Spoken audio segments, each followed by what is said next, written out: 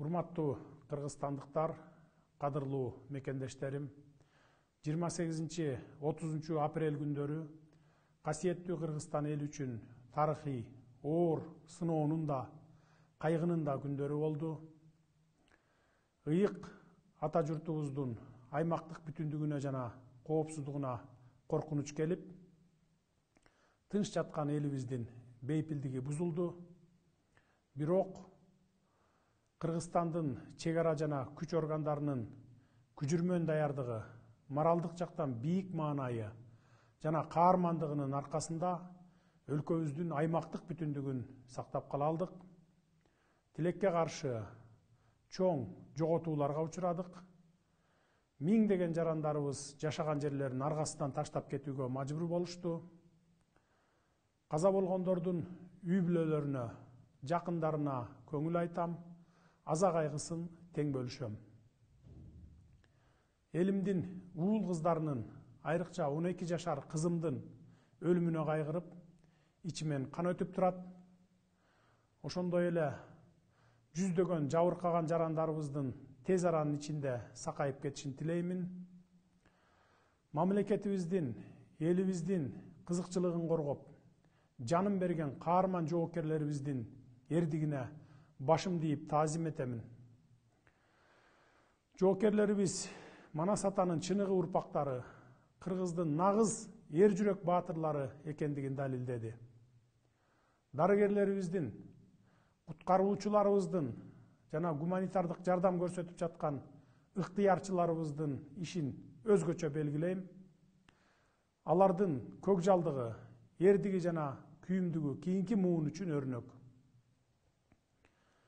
Кыргызстандын чек ара жана күч органдарынын айбат көрсөтүп, өз өлкөсүн өжөрлүк менен коргогондугунун натыйжасында сүйлөшүүлөр башталып, бир гана дипломатиялык жолдун зарылдыгы аныкталды.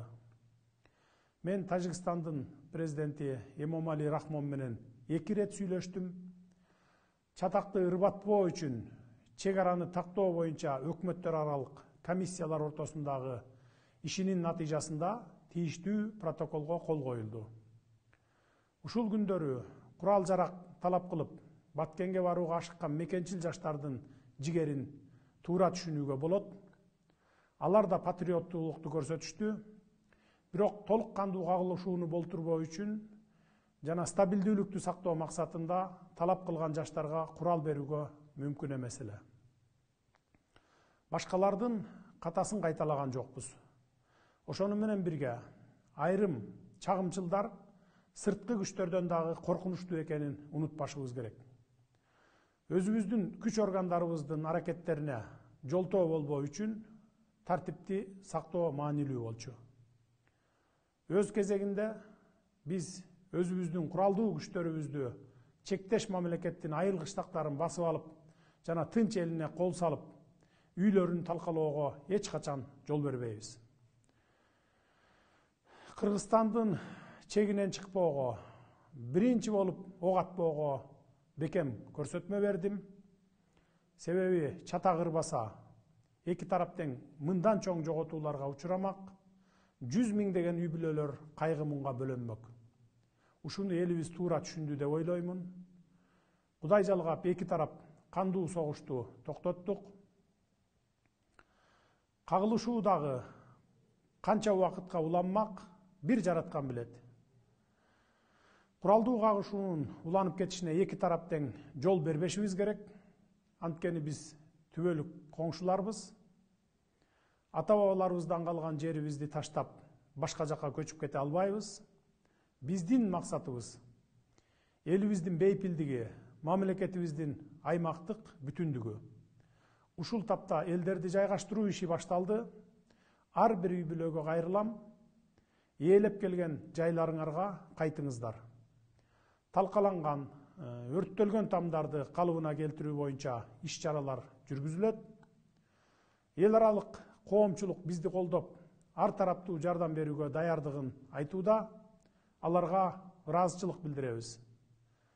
Мындан ары жаңжалды алдын алуу максатында коңшу же аралаш жашаган айылдарда эки тараптын аксакалдарынан урматтуу сыйлуу адамдарынан турган тынчтыкты сактоо комиссиясын түзүүнү сунуш кылып жатам.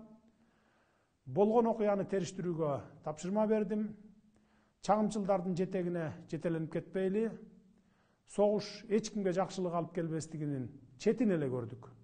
Мындан ары жергебизде тынчтык болсун.